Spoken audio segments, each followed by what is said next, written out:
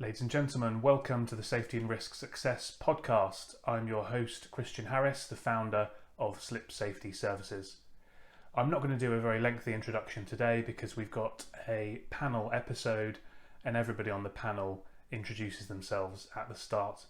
But what I would say is it's a roundtable discussing the risks and opportunities around the reopening of businesses and the removal of COVID restrictions come Monday the 19th of July here in England.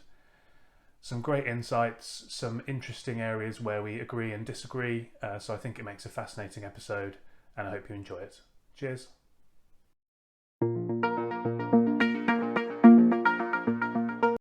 Thanks everybody for joining us on the podcast today. We've got a panel discussion with fellow members of the HSC People panel. Great to be here, and broadly the topic we're going to be discussing is all around the reopening of England, shall we say, on the 19th, which is coming up in a couple of days. We're going to deep dive into our thoughts about it and then talk about risks and opportunities that are arising as a result. So just to start with, we'll go around everybody, give a quick intro and give a flavour for our personal view on, what this means and how we feel about it. We'll try and avoid the politics, but just some more, I'm excited, I'm nervous, or whatever it might be. So Brendan, do you want to go first? Do you want to give us a quick intro to who you are and what you think about everything moving the way it is?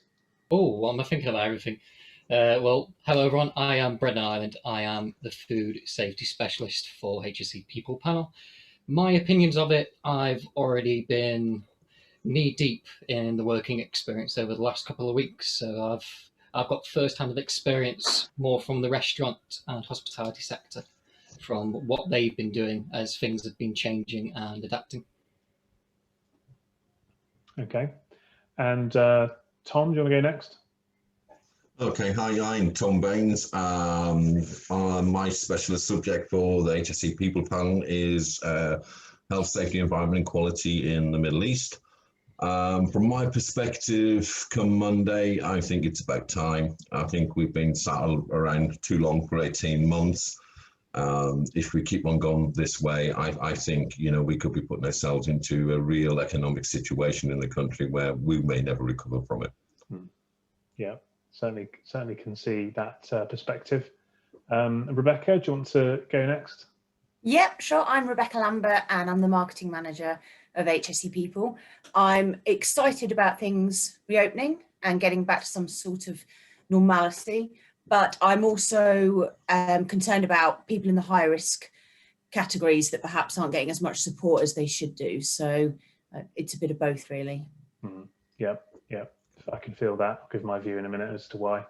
And Jonathan. Hi everybody, I'm Jonathan Dempsey, founder of Red Lace's Risk Management Consultancy, and on the HSC People I represent the lead for risk and communication. I'm really excited about just great opportunities to get back to seeing people face to face and getting back in and people sharing, and just the vibrancy I think that we've missed, the spontaneity.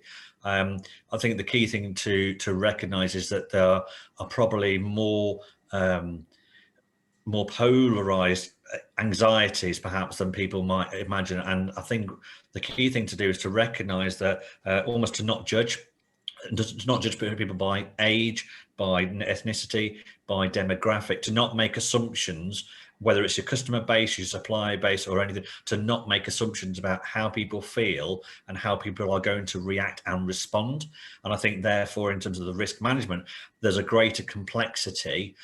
I don't think that's a challenge. I think what we do, if we need to lead by care, so creativity, curiosity and care, if we lead with care and we ask and we're compassionate and we communicate very clearly and share our thinking, then I think that there are great opportunities, which then leads into, Christian, your thoughts about actually there's a lot of opportunity here for all of us in lots of different ways.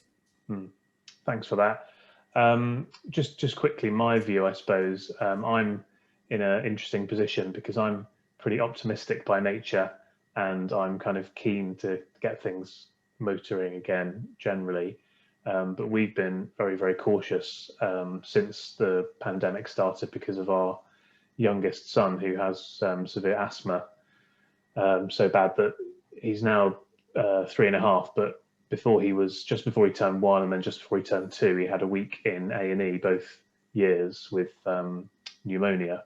So we've just been incredibly cautious, and we remain incredibly cautious and very worried about that, even though actually it does seem that kids with asthma don't seem to be, contracting the disease any more badly than anyone else as a child. But yeah, so that's sort of, I'm really torn between the two sides of this, and I think that's an interesting perspective to pick up on something that JD just mentions, which is that there is this kind of polarizing challenge here. You're going to have people who are very, very keen to get back to normal, possibly even, one might argue a bit reckless about things, and then you've got the counter argument to that, people who are going to be incredibly cautious, very worried, very concerned, and how do we square that circle?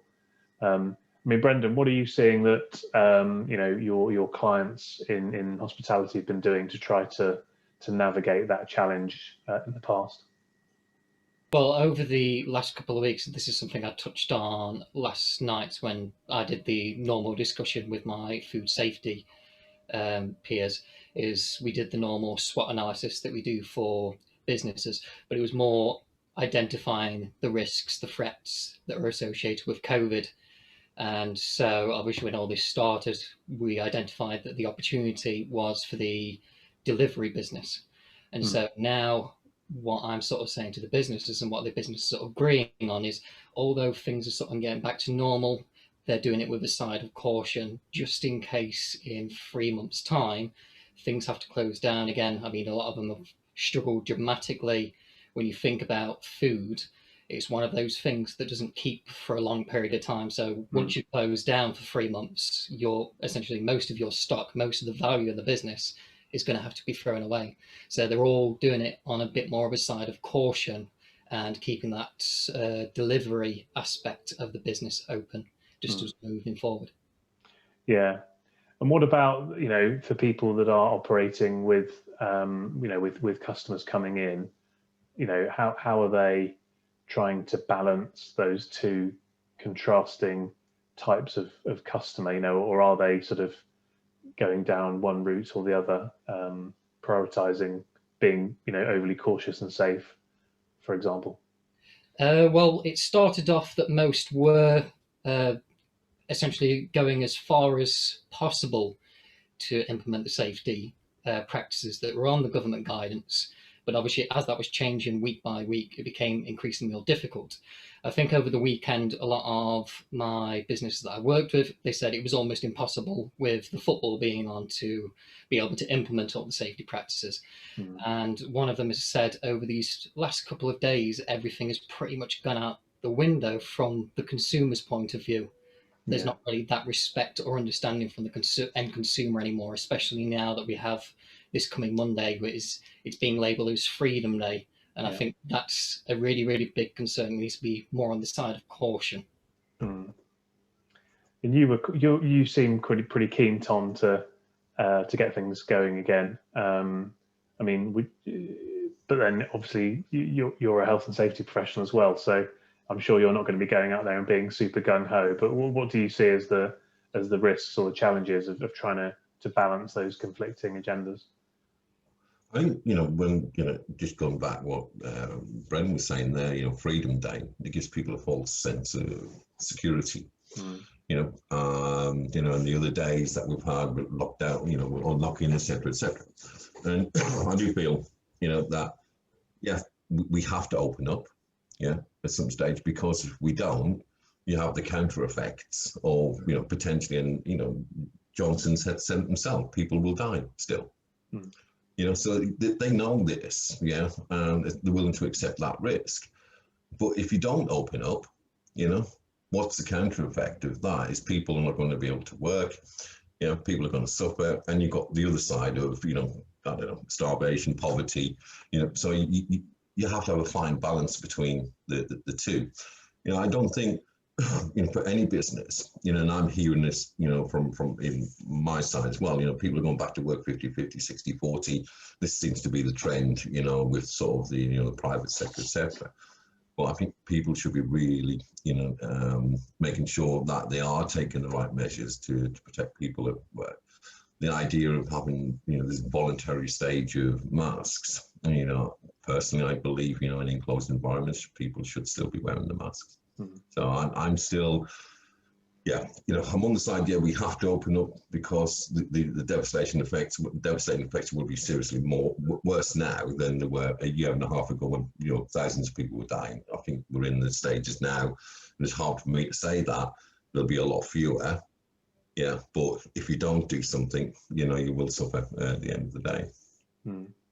I think you said I think you were commenting on one of my LinkedIn posts the other day, we've got to open up at some time, which is true. It has to happen at some point. We can't stay in this kind of limbo state forever, I don't think.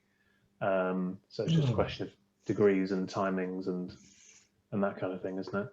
What are you seeing, Rebecca, in terms of your clients, who you guys represent, in terms of how they're approaching this? Are you seeing anybody that is focusing maybe a bit more on those that are a little bit more gung ho about stuff, or do you think there's a bit more balance still? I think a lot of the companies that we work with are thinking longer term and very much about how the world is going to be going forward, not just with things reopening, but actually, 18 months, 2 years, the way people work is going to completely change. So there's going to be a lot more reliance on software, a lot more reliance on online training, and, keeping up with the duties of care that employees have got responsibility for, but ways that they can do it, which don't necessarily involve all being in a room together. So it's not just about next week, although obviously that's the big day for everyone.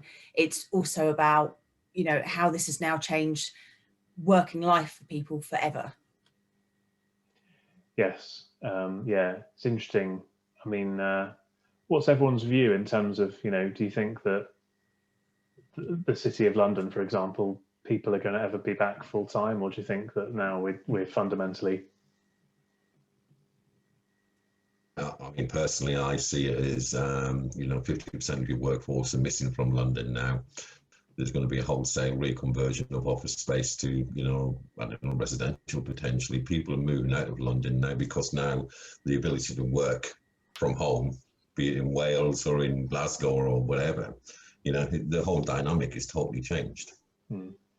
It's such a shame though, because I've worked from home for a long time now, but I used to live and work in London in my 20s, and there's something to be said for working in an environment, the lunch times and the after work drinks, and meeting people and networking and establishing your career face to face like that. I think for people going into the workplace, it's going to be a very different way of establishing their professional reputation, because yes, you can do these meetings online, and you can still meet in person, but it's not quite the same. Yeah, so go on, Tom. It's the other side of it, isn't it? It's the mental health, part of the fact, I've got kids and my wife, I'm in an outside office, but they're close to me, but, being, surrounded by a box 5 days a week in a desk, and I'm pretty well set up here, but, there's all sorts of different factors. And I've been talking to 1 or 2 companies, and, there's 50-50, 60-40 split of which way they want to bring people in the office. And, even talk of forcing people to go into the office, to actually get them away from home, to actually give them a break from the home side, which I don't disagree with, but, obviously making the office environment safer for them. But there's a lot of risk to that, obviously with factors with their family, and, obviously with yourself, Christian, you've got people within your family that could be personally at risk if you've gone into the office when you're trying to, protect them. But at the same time, at what stage, do we get on with normal? What stage does COVID become the normal flu? And yeah, it's an interesting one, isn't it? I mean, you picked up on this point in your introductory remarks, JD, in terms of that care element. And I mean, what would you advise companies to do around trying to navigate this storm, or this not storm, this potential storm, these choppy waters of kind of the nervous people and and the more gung-ho people. I think communication is absolutely critical, and thinking carefully about how that communication is done. Again, not making assumptions about how people consume information and where. I think over communicating, certainly for employees, for those that have been at home for a long period of time, for those that are maybe considering or being encouraged to come back to the workplace, I think taking a strong position and showing some really strong leadership, and being sensitive to what those anxieties are, and providing information about what decisions are being considered, perhaps, rather than being taken, and involving people in decision making. I think similarly for consumers as well, actually taking a clear position on, these are the decisions we are taking, and this is the reasons why, and being confident to do that, being confident and assured that it's done from a position of risk management at a strategic level. So I think one of the dangers with COVID, and I think when a lot of the choppy waters are kind of done by what I'd refer to as a bit of a compliance mindset. So by trying to do what's right, are we legal, are we compliant, are we safe? When it's quite typically about ticking a box, I think that actually increases the anxiety and the worry and the fear. I think taking a step back, which is kind of the approach I advise with clients and business, is to start with, what is your business? What is your strategy for growth? Who are your customers? What is your operating environment? And what are you trying to achieve? Clearly, it's the operating environment and is in a state of flux, but the starting position is, what are we trying to achieve, and what are our core values? How do we want to behave? How do we want to be seen? How do we want to treat our customers and our employees? And that's the starting point, because then you start with a position of creativity, curiosity, and care. What is it we need to know? What is it we don't know? Let's go and find that support and find people that can help us.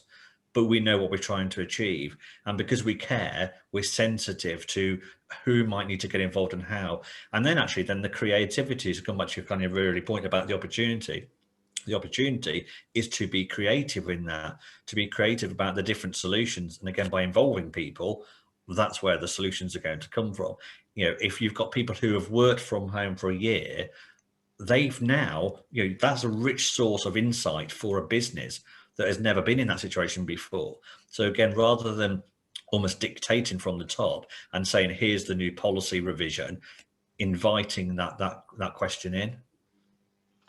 Yes, I think that's good points there. I mean, it's interesting because I think there's a big opportunity potentially being creative around this, because if you think about if you're, I don't know, a pub, let's say, or a restaurant, and actually you want to be more focused on your target market, well, you could potentially sort of niche down into, we're going to be the most safe and the most secure restaurant in the local area, and therefore try and really focus on that type of customer, and you can probably find that you can charge more and get repeat business and do really well and be successful from focusing in on that side of things. Or you could sort of take the other route and actually say, look, it's the Wild West, for want of a better term, and actually we're going to be here. We're wanting the more adventurous people and the more playful people, and whatever terminology you want to use. And I think there's opportunities to strike gold, I suppose, commercially at both sides of that by using that creativity and being empathetic and understanding what people are looking for, because I think it's going to be very difficult, in my personal opinion, to please everybody here. I think it's, whether you're managing an office or a warehouse or a pub or a shopping centre or whatever, we're going to find that there are going to be people not happy with the decisions we're making. Sure. Just another point on that. I mean, one of the critical weaknesses or flaws of a compliance mindset is that it becomes a single activity focus.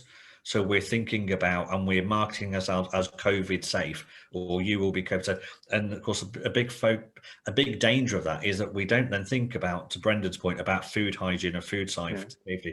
We don't think about the fire safety implications of the screens we put up, the one-way routes we put up, and the confusion that causes when we do that tactically, without going back to the fire strategy about how this building and the fire safety systems are designed to operate, when we don't think about the Legionella controls, or we don't think about our waste management, and of course the broader parts now that a big part of the challenges that hospitality have is actually trying to get the staff. So a lot of restaurants and pubs now are not opening Mondays to Wednesdays for lunchtime because they can't get the staff. They're losing staff.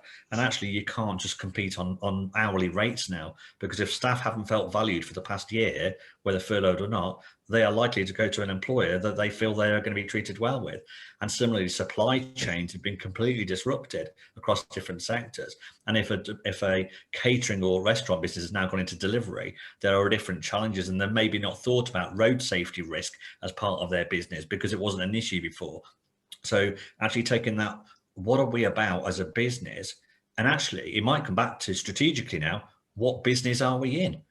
If you go back to bookstores years ago, all of a sudden you're an online business, or we're an entertainment business, or whatever. So actually, there are some strategic questions to be asked.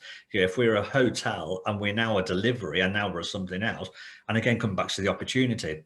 So rather than trying to tick a box for Freedom Day for next week or whatever it's called, actually involving everybody in the business to say, actually, there's a lot of room here to just completely go into new markets and go and win in a new market with the experience we've gained over the last 12 months.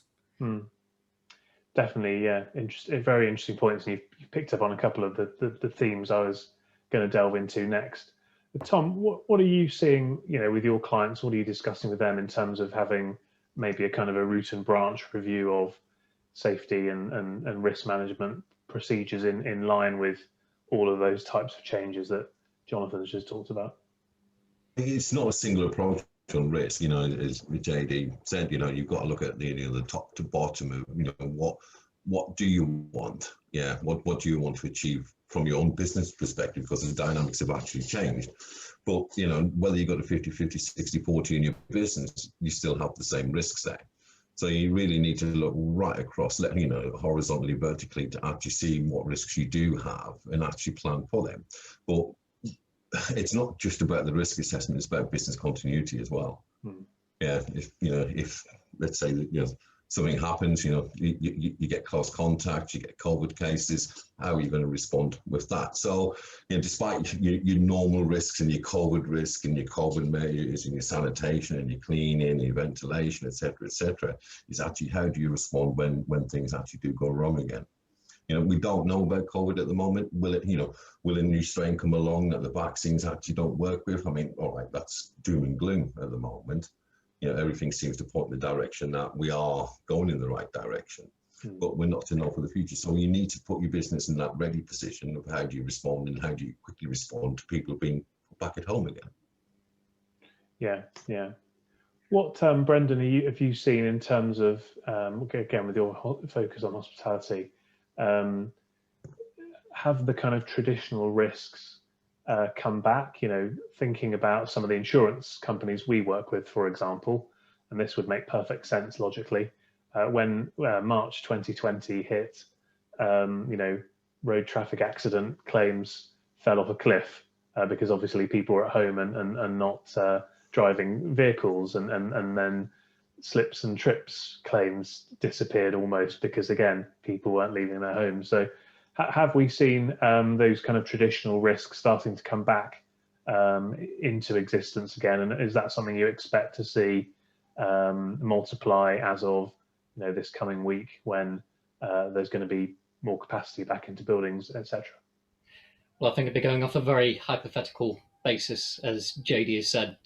It's complete carnage within hospitality for staff. So if the staff's not there, then obviously the increased number of accidents, slip, trips and falls are not going to exist. So I think it's one to wait. But as JD was saying, it's a majorly understaffed environment, and it was before. Even when they were staffed, it was very much a get by on minimal program, and that's where everything has sort of gone wrong. And when we think about stress in the workplace, and it's one of those things that always goes on the back burner whenever I talk to any business, they're always like, well, stress is just a natural part of the business. And when you're thinking about a kitchen, it's not just obviously the condition of the floor, it's the heat, it's the noise of the extraction fan going off. And for a lot of the chefs that I've known over the years, they don't want to do it. And as we've rightly said, it's not the money side of things that is the controlling factor anymore. It's the working conditions.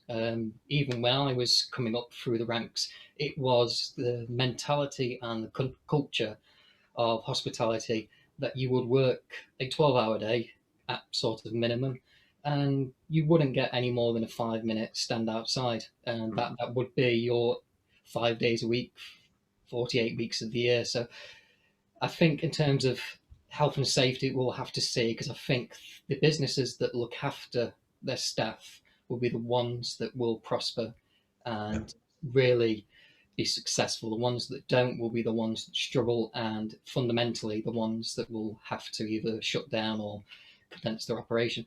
But something you guys have been talking about and I've actually thought about, which could be something interesting to talk in the future, is with everyone working from home now, or with office workers potentially working from home sort of long term, not going back to the cities, are we going to potentially look at different hazards and different risks from a home environment when we think about desk safety and electrical safety? Yes.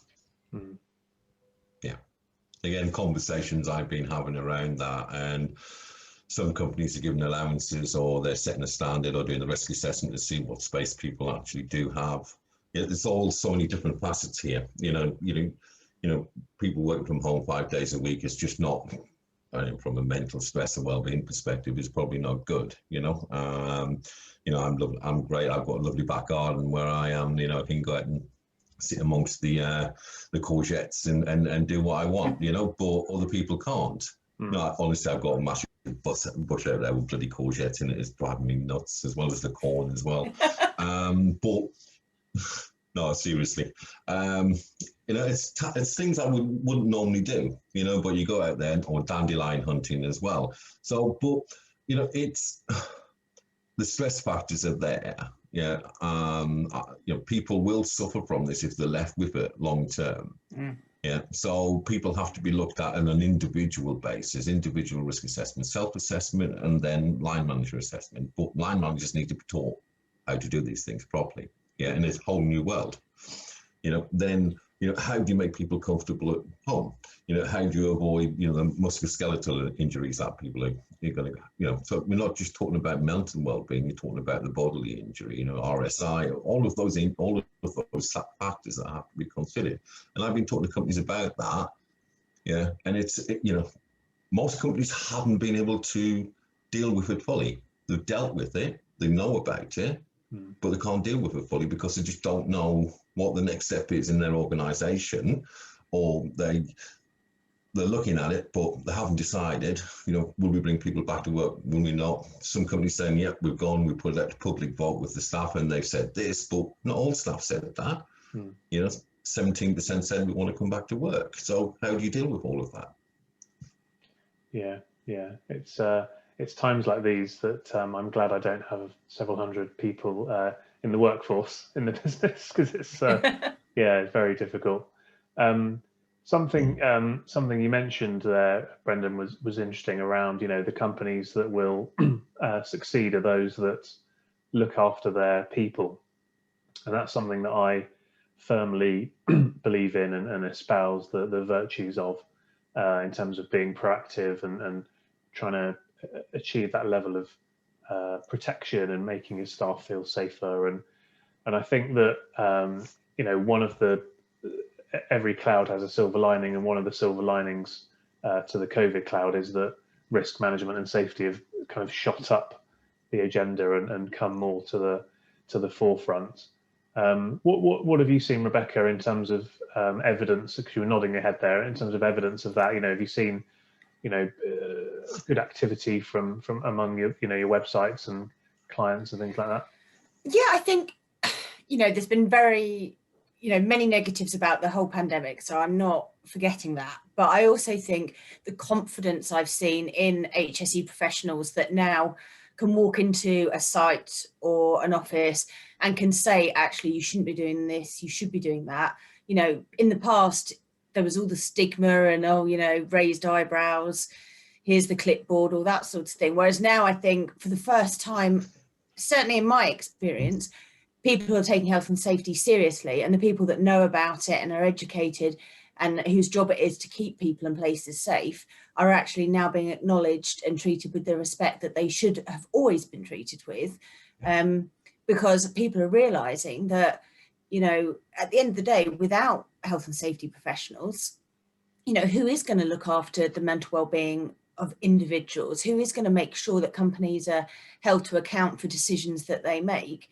No one else. So, you know, it's a good time, I think, to be in this industry and be proud of what we do and how we've been doing it, and the fact that we're having this conversation and working out new challenges and what we're going to have to overcome. It says a lot about, you know, the people within the industry in general. Yeah, it's certainly changed the mind of businesses and people. Yeah, no, I agree with you.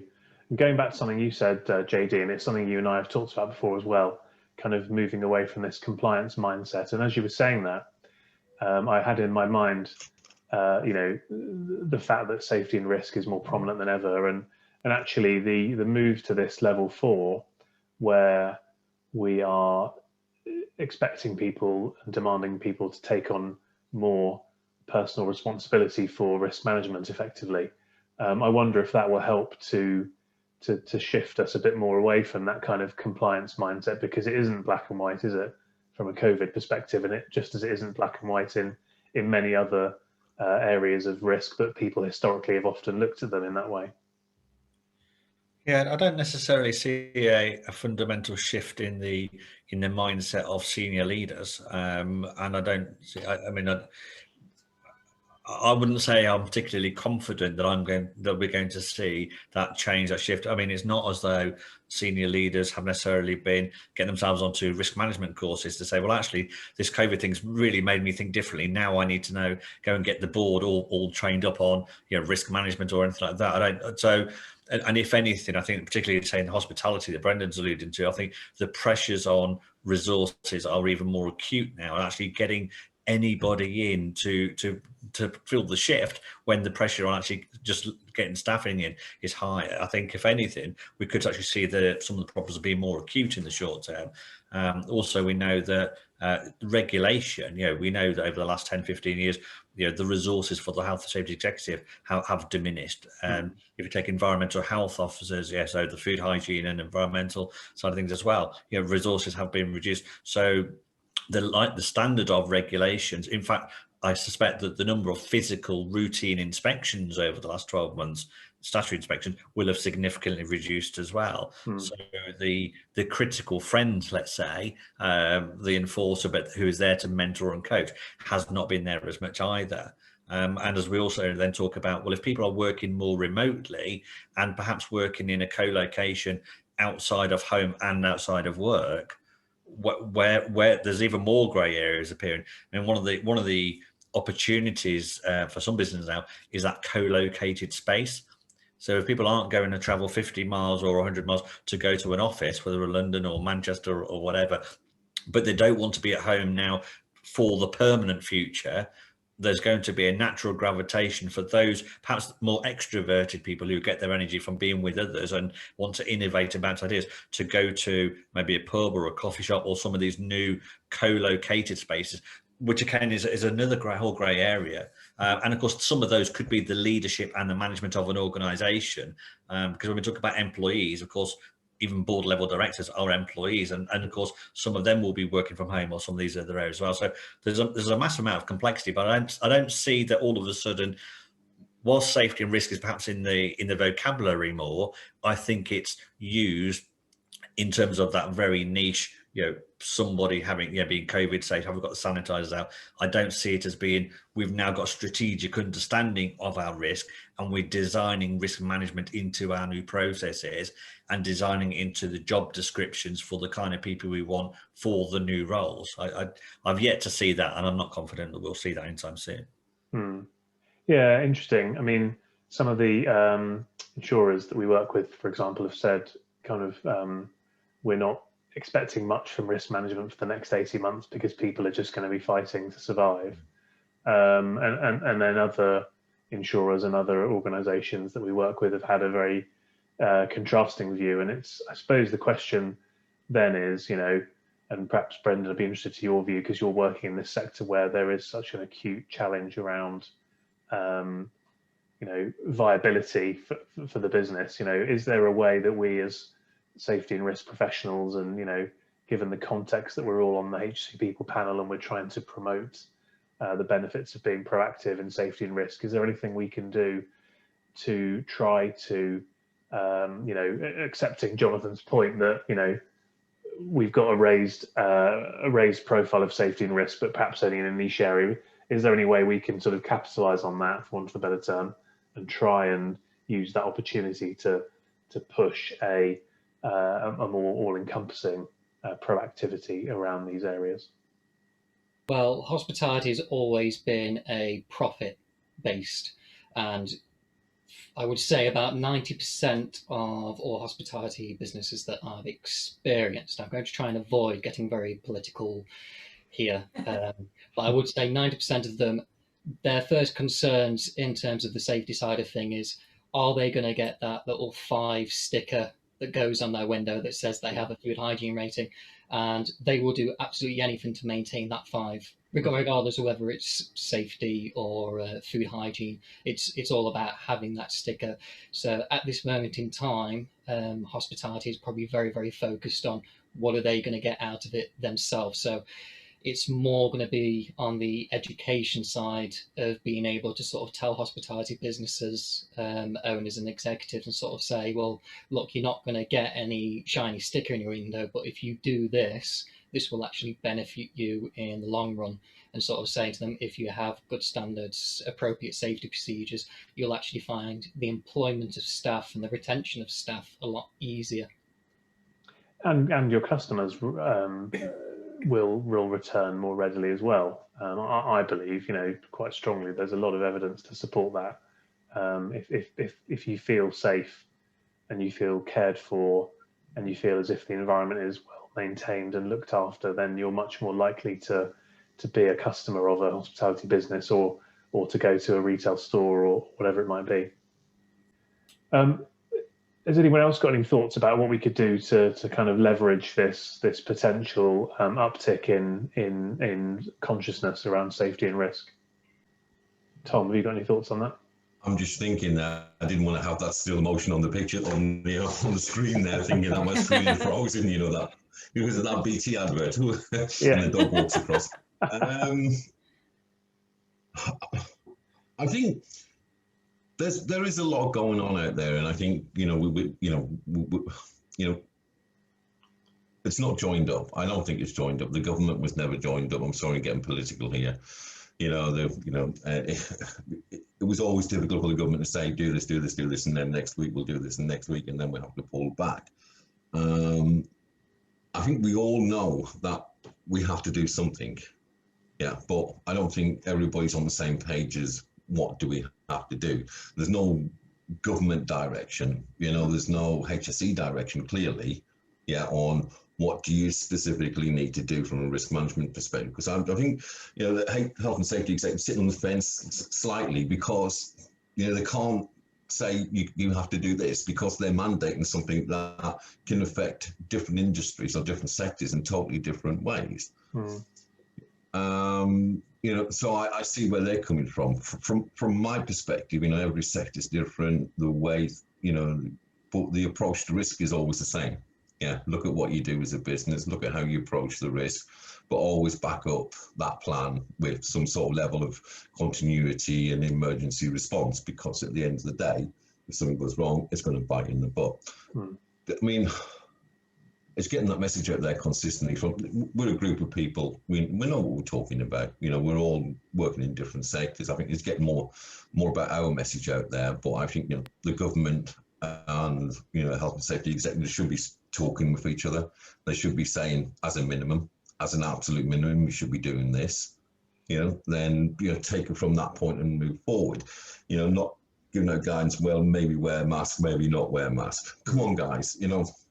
This stage of the game, say something concrete. I worked in the Middle East, during the pandemic. I got a business ready before the pandemic, and we managed it really well, and we kept every project operating. But when it started hitting April last year, every hour of every day across 13 countries, something changed. The law changed, and I was working 20 hours a day with another guy, to keep up with this and communicate it out. And I understand, you go from that frantic stage, but and there's still a frantic stage across, a lot of countries. But come on, for the UK now, we've actually got ahead of most people. Why can't we actually get a standard message out there? We talk about hands, face, and space. Great. So tell everybody that's the way it should remain. Yeah, but not be detrimental to business. Yeah, the clarity of messaging, I think, has been up and down, hasn't it? And I think right now, what we're looking at next week is not very clear at all, and that to me sort of rings quite a few alarm bells, I think. Rebecca, you're the marketing expert here, so you must know the answer to this. What do you think we can do to try and capitalise on this kind of heightened sense of importance around safety at the moment? I think just continuing, as most of you as panel members and as business owners and consultants have been doing, and that's communicating. Lots of fantastic content's been going out, which in our industry, information is key, content is key. So it's not just about saying, here are the rules, do this. It's about actually engaging with people, from decision makers all the way through to people on the shop floor, and saying, look, this is the reason why, here's an example, this is what we want to happen, we want to keep you safe, we want to keep you in a job. And, all you can do is keep doing that. I have been surprised at the lack of, or apparent lack of interest from the government and other authorities in engaging with the health and safety community. There's been a lot about financial representation, healthcare, the doctors and the scientists, but I haven't seen a huge amount of, reaching out or trying to engage with people like yourselves who have got hands-on experience and have worked to be prepared for this sort of situation. And yet it seems to be going to a lot of people that, probably aren't particularly experienced or knowledgeable. And I think that's part of the reason why we've ended up in the, the obstacles that we've had, shall we say, because it hasn't always been the right people that have been consulted. And I think HSE people in general is very interested in reaching out to the government and other agencies now and saying, look, here's the knowledge, here's the wealth. We represent these people. It's time that you start, interacting with them, and hope that it can make everyone's job easier and everyone safer. I think it's a case of he who shouts loudest, isn't it? It certainly has been. I think what's her name? You'll know, Brendan. Kate, the Hospitality Association chief exec. Kate Nichols, is it? You're touching my brain cells here. What were you going to say? Kate Winslet. I was going to say happy days. I think it's Kate Nichols. She's done a great job, because she's been out there and really strong and very prominent and so on. Whereas other sectors, not so much. And I know there's been a lot of, I don't know if anger is the right word, but certainly frustration from the environmental health profession of the fact that, this whole contact tracing thing, we've spent billions of pounds on this technology and these apps and these processes. And actually, if you're an EHP, you know how to do this. Why weren't we tapping into that wealth of resources that we had in the UK and making use of that and doing it, because we already had that expertise to do all of this stuff already. So I know there's been a lot of frustration from there. Have you picked up on that, JD?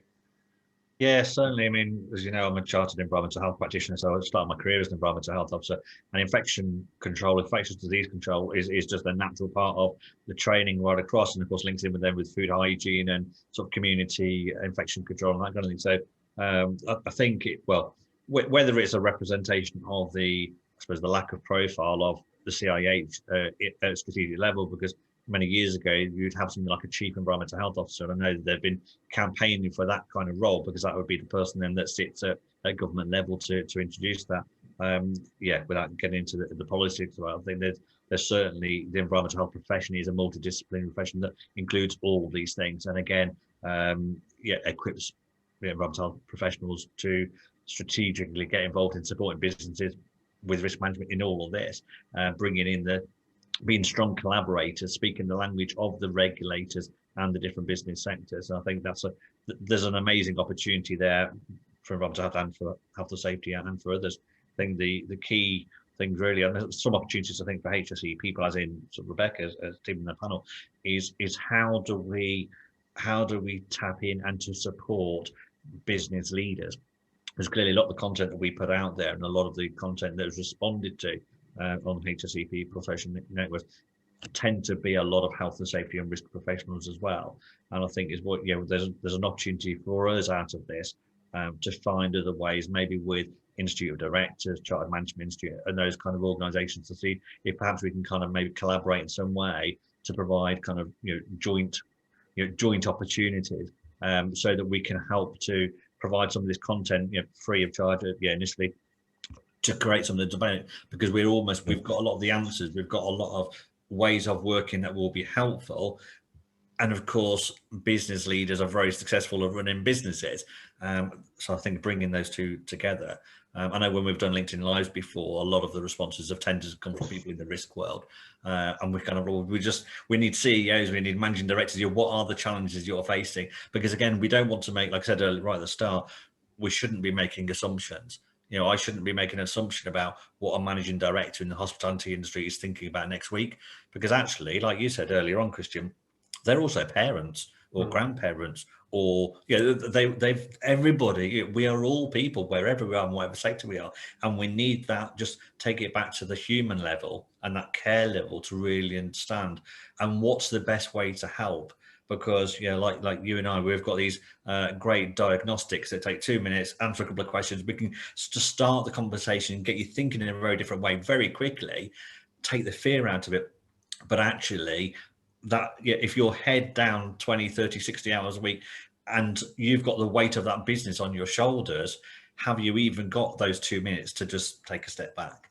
Which actually would help more than most of the things at the moment. Get a business leader to have 5 minutes to just, at the most, take a step back, and then look with that different clarity, some different thinking.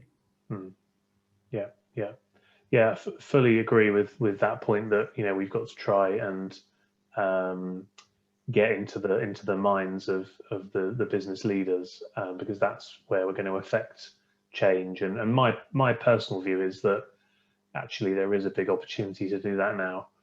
More so, I would say, than 2 years ago, because I do think that risk and the things can go really badly wrong here, and we don't expect it, is on people's agenda much more than it ever was. And so they are going to be, I think, more open to just looking at the positive side of trying to be proactive and preventative than they were before, because I think they can now see more of the downsides than they probably would have appreciated before.